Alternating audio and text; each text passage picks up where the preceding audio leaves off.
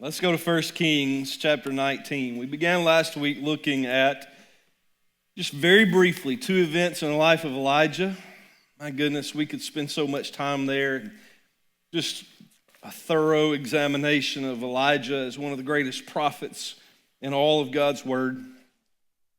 The scene from last week was Mount Carmel, one of the greatest displays of God's power, I believe, in all of Scripture.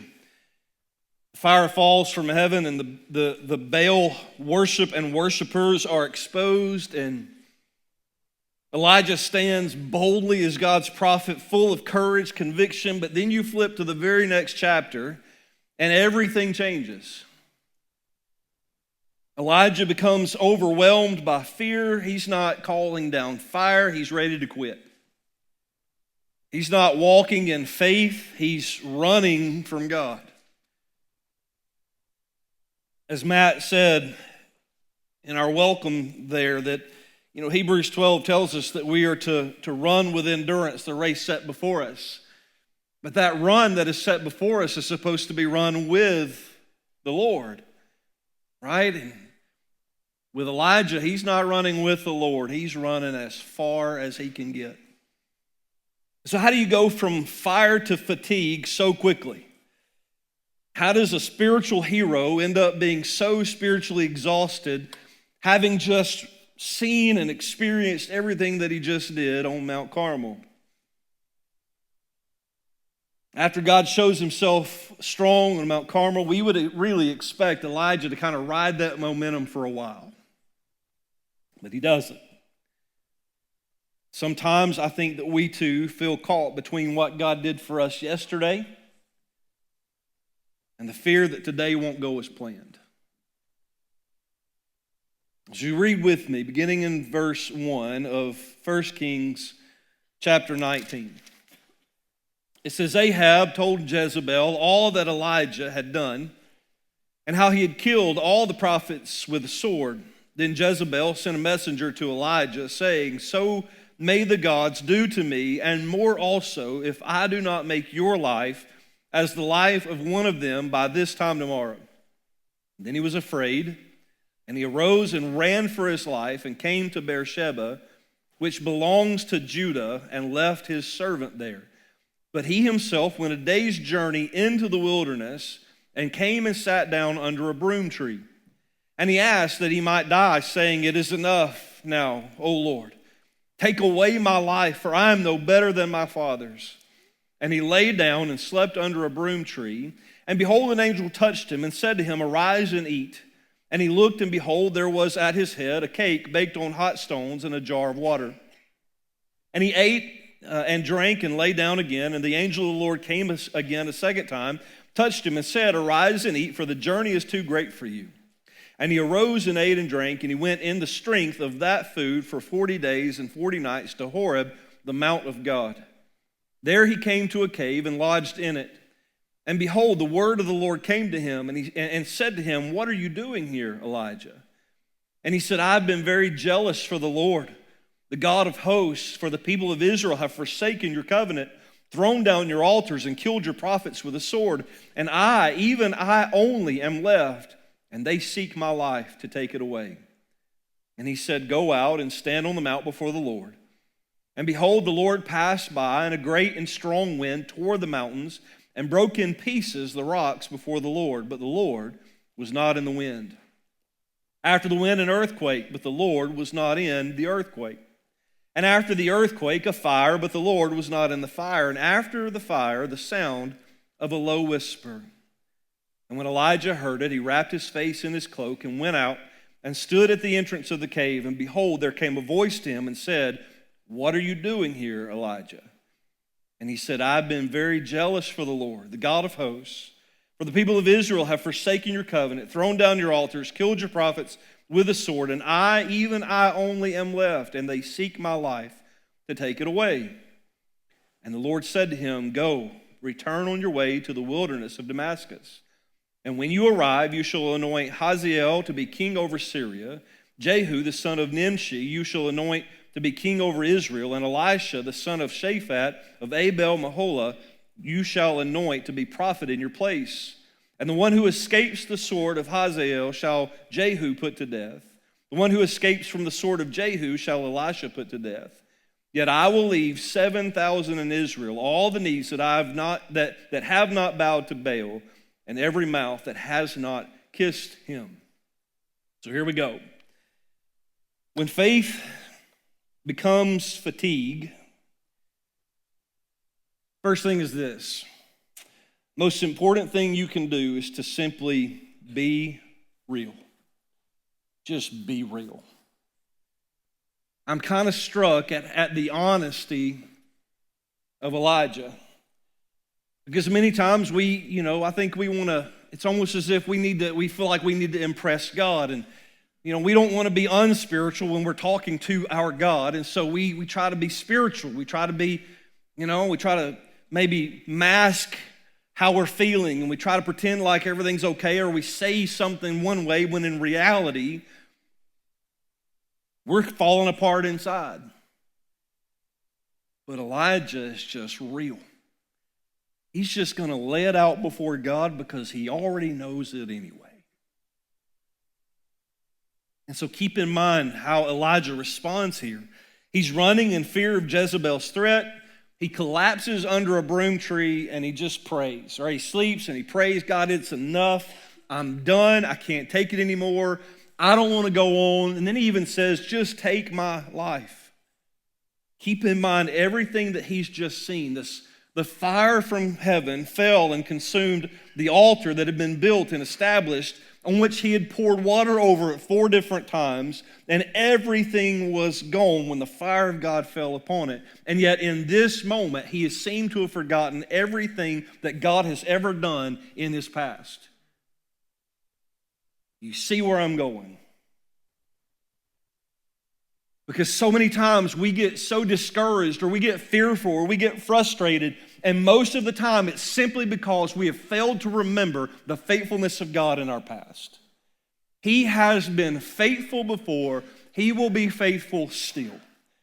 Regardless of how you feel, regardless of the circumstance you find yourself in, regardless of the emotion that seems to be wearing you down, God is not fazed by the situation you're in. He is still God.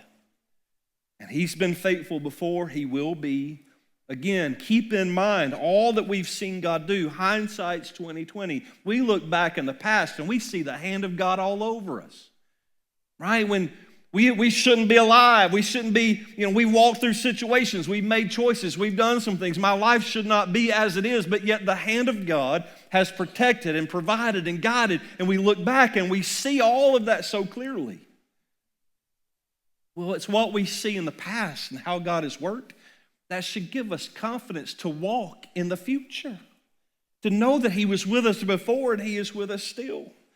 But when those emotions begin to overwhelm us and we become fearful, much like Elijah was, we just need to be real with God and just come clean and just express to him all that we're feeling. So if there's anything really that we ought to learn, it is simply that we must not be so quick to forget that God's power can overcome all our fears. Elijah drops his servant off in Beersheba and keeps going. He goes a day's journey into the wilderness, sits down under this broom tree, and begins to mope and complain. Most scholars tell us that he wasn't truly wanting to die, as we might think, but he was wanting to quit. That his life to this point, as a prophet of God, had been centered on the things of God, and at this point, he's just done. And can I tell you, I can relate. Because there are moments in my past, moments in my life, there have been moments and there will be moments when you just get so frustrated that you just want to quit. You just want to give it all up. John Maxwell tells a story when he was a pastor. If you don't know who John Maxwell is, he is a leadership guru. All right, pastored in the Methodist denomination for a long time. When he was a pastor, one of his staff members came in and he said, John, I'm going to give you 5 reasons why I'm about to quit the ministry. And John just started laughing. And the man was kind of taken aback, like, what? I just told you I'm quitting ministry and you're laughing at me. And John goes, man, I can give you 10. Right now, I can give you 10 reasons why you ought to quit the ministry. And the man said, well, then what would you say to me? Like, what do I need to do? And John said, what you need to do is go back to the reason why you started the ministry. Oh, that we would do well in the midst of these moments of frustration, and we're trying to be real with God, just to remember what got us there to begin with. Right? That we would trust that what God has done in the past, He's going to continue to do. Elijah feels alone, overwhelmed, and he's done with ministry. But when God responds to him, notice this, God doesn't rebuke him. He doesn't shame him. He doesn't reject him. He welcomes him, even in his weakness. He welcomes him. He welcomes the honest frustration. So if you think, well, I'm just so angry, I'm so frustrated, I'm ashamed, I'm embarrassed to come before God in this way. No. He welcomes you in that way. He's going to receive you in that way. Because when you come to Him masking that in any other way, then you're going to leave with the same situation that you came with. But when you lay it all out there, you expose it for God to begin to work in your own heart, to begin to make those changes. So keep in mind, we can come to Him discouraged, afraid, burned out, confused, or scared absolutely to death. We can have death wishes, dark thoughts, and deep disappointment. When we come before Him, His grace will be enough to sustain us and to walk with us through whatever else might come. So Elijah, he's real. He's just being real with God, pours out his fears, disappointment. He says to the Lord, God, I'm no better than my fathers. Like I thought I could do better than them, and now I've failed to. Laying it all out there. But watch what God does next. Before He corrects him, before He even redirects him, God cares for him. The story shifts from his honesty to really God's care for Elijah. Which brings us to the second thing. Not only should we, what was the first? Not only should we be real, we need to be still. Be real and be still. Did you notice what Elijah does when he gets to the broom tree? Takes a nap. Did you notice what happened when he woke up? He ate a snack. Can I tell you that there ain't a whole lot of things in this world you're going to face that a nap and a snack won't help? I mean, I find that pretty interesting that he's struggling and he's wrestling and he's fearful and he's frustrated. And God, before the foundation of the world, planted that broom tree to be right there where he would sleep under it, and then gave him a cake, by the way. He didn't give him an apple. A cake and a jar of water to rejuvenate him physically before he redirected him spiritually. Elijah went a day's journey in fear. And I imagine that that's probably as far as he could get. Emotionally, he's drained. Physically, he's drained. Spiritually, he's drained. And in his own power, he goes a day into the wilderness and he collapses under this broom tree. And then the Spirit of the Lord begins to minister to his heart and to care for him where he is. And do you notice what he does after that? Then he travels 40 days. You see, when the Spirit of the Lord, when God begins to minister to your heart, He will overcome things that you can't do on your own. You think that I'm strong enough to get through these times. No. You'll only get so far. Well, I can overcome. I'm strong enough and I'm smart enough and I've got enough experience. I got enough in my background and I'll manage. I'll get to. No, you might just so far.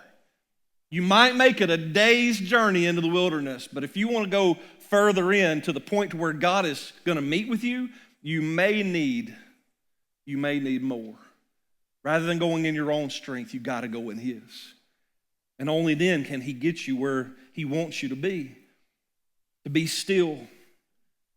To let the Lord minister to your heart, to speak to you and to guide you in all of these things that He has for you.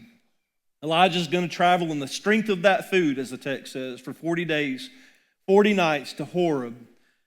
Now, Horeb is the same as Mount Sinai, which Mount Sinai is where God met with Moses, revealed his glory to him, gave him the 10 Commandments, made promises and covenant promises to Moses. It's where we see the history of the Israelites on the mountain of God. This is all happening at Mount Sinai, which is Horeb. But catch this, though. Elijah was not commanded to go to Horeb. I don't know if you catch that or not. Last week we read about how that God sends Elijah to Cherith and to Zarephath and to Carmel. But he doesn't send him to Horeb. Elijah's just going on his own. Now, when you read the text, as we did, you discover that the scripture says that God took him there. Well, there's a difference between being sent somewhere and being taken. Because when you're sent, you go in faith, but when you are taken, you don't have the faith to get there, but God's working on your behalf. God's going to carry you.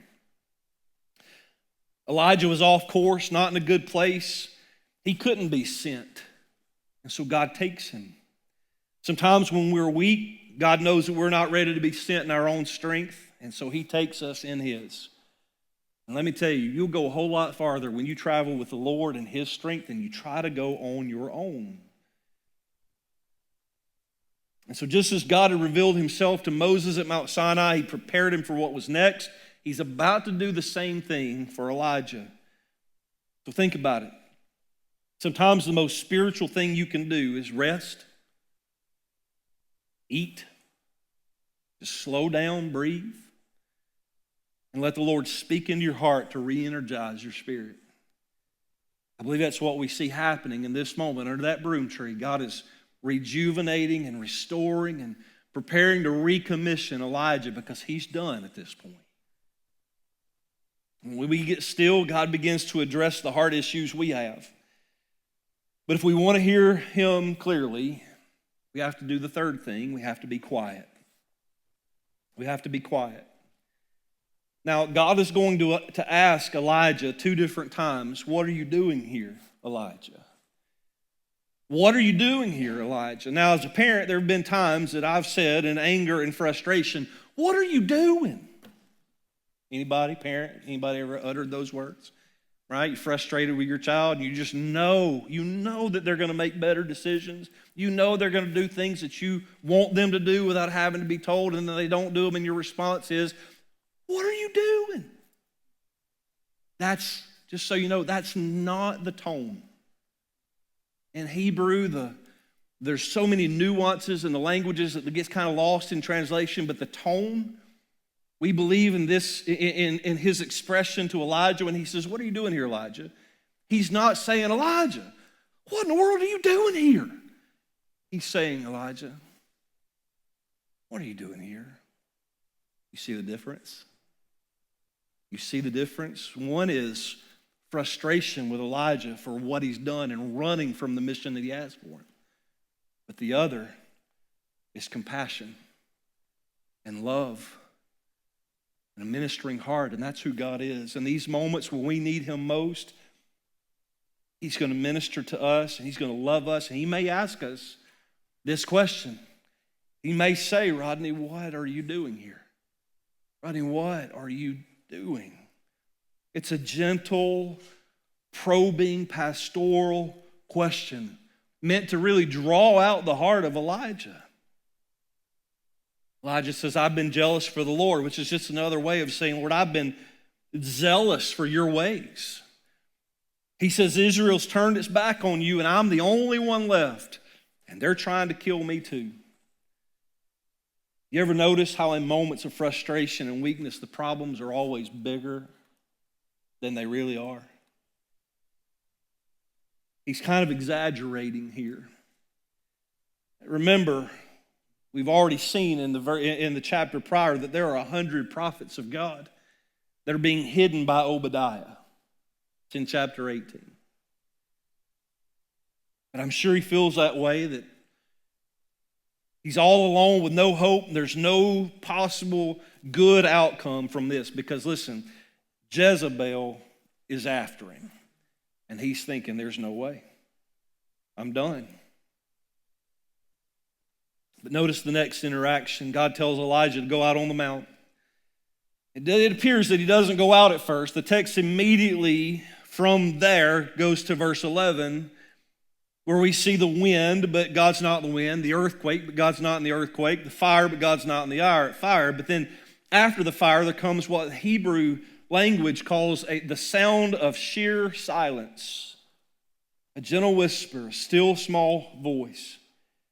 And after this voice, he hears this voice, Elijah finally goes to the entrance of the cave. He wraps his cloak around him and he goes.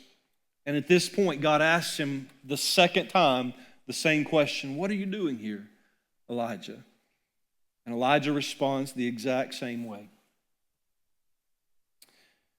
Sometimes we just need to be quiet because the still small voice of God will be missed if we're not.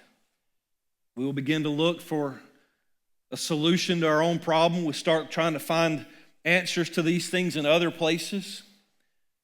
Right? A lot of times we think that I've got questions and I need answers and I need direction, but God's not coming through when I think He needs to come through, so I'm just going to type it into the Google.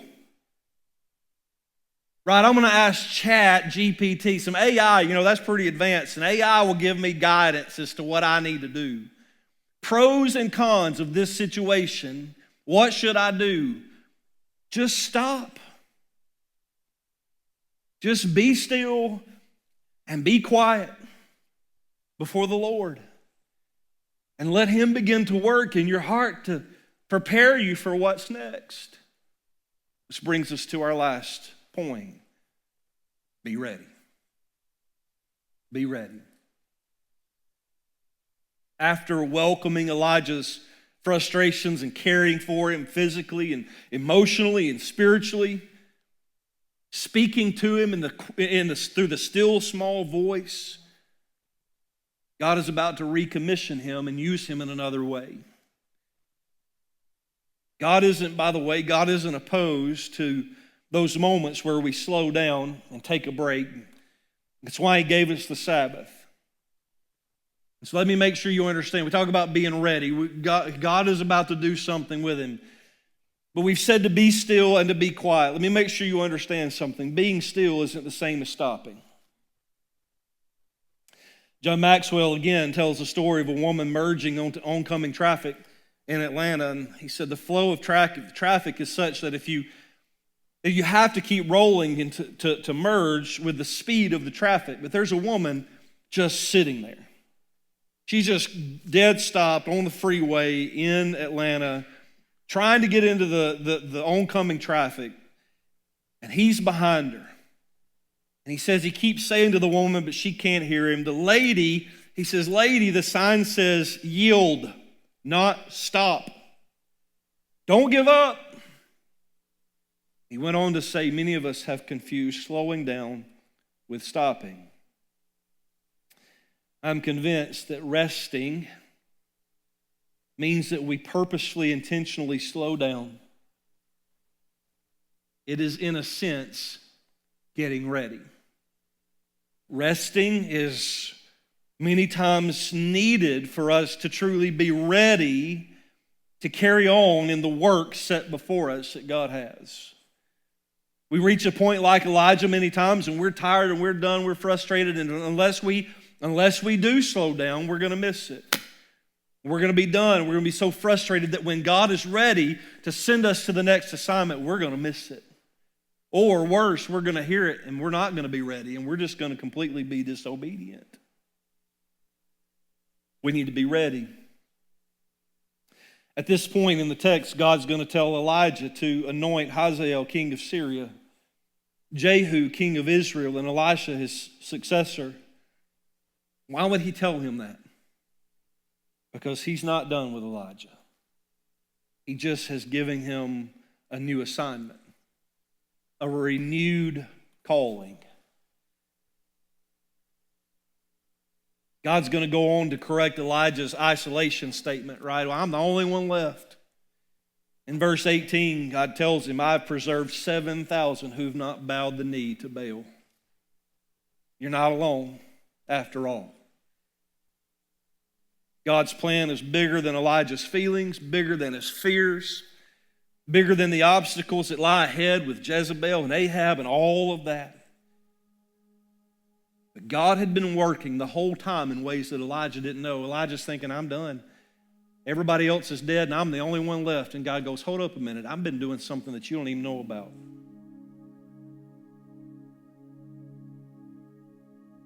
When faith turns to fatigue, keep in mind, God is working in ways that you don't know about.